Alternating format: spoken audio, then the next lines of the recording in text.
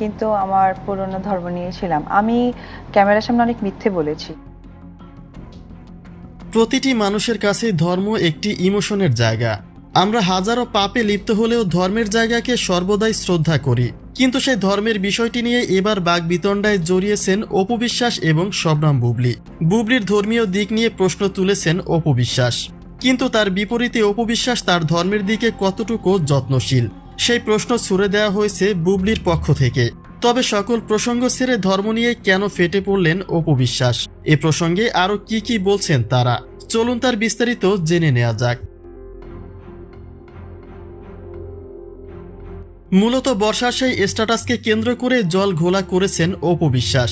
বুবলী এ পর্যন্ত নিজ হাতে কয়েকবার ট্যাটু করে সাকিবের নাম লিখেছে, আর সে বিষয়টি কেন্দ্র করে সুযোগের সদ্ব্যবহার করেছিলেন অপু বিশ্বাস। তিনি বলেছিলেন, ইসলামিক সন্তান হিসেবে হাতে ট্যাটু নিয়ে যদি ওযু করা যায় তবে নির্বাচনের কালি আর এমন কি। মূলত ইসলাম ধর্মের ট্যাটু করা সম্পূর্ণই হারাম। আর বুবলী যেহেতু হাতে ট্যাটু করেছে, সেই প্রেক্ষাপটেই ধর্মীয় দিক থেকে বুবলীকে নিয়ে কটাক্ষ করেছেন অপু বিশ্বাস। বরাবর পাল্টা প্রতিক্রিয়ায় বুবলী মুখ খুললেও এবার যেন সম্পূর্ণই তার ব্যতিক্রম। চুপ করে সবটাই সহ্য করে নিয়েছেন বুবলী। তবে তার ভক্তকুল মোটেও চুপ করে নেই। ধর্মীয় দিকে বছর জুড়েই আলোচনায় থাকেন অপু বিশ্বাস। কখনো হিন্দু আবার কখনো ইসলাম ধর্ম অনুসরণ করেন তিনি। রমজান মাসে রোজা রাখার কথাও জানিয়েছেন অপু বিশ্বাস।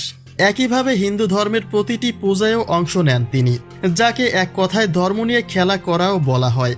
আর সেই প্রেক্ষাপটে এবার পাল্টা প্রশ্ন ছুড়ে দিয়েছেন বুবলী ভক্তরা। তাদের দাবি, যে ব্যক্তিটি সারা বছর নিজ ধর্ম নিয়ে বিতর্কে থাকে, সে কিভাবে অন্যের ধর্ম নিয়ে কথা বলতে পারে। ন্যূনতম লজ্জাবোধ থাকলেও বুবলীর ধর্ম নিয়ে কথা বলতো না অপু বিশ্বাস, যার নিজের ধর্মেরই ঠিক নেই। সে যদি অন্যের ধর্ম নিয়ে প্রশ্ন তোলে তবে সে বিষয়টি নিঃসন্দেহে হাস্যকর।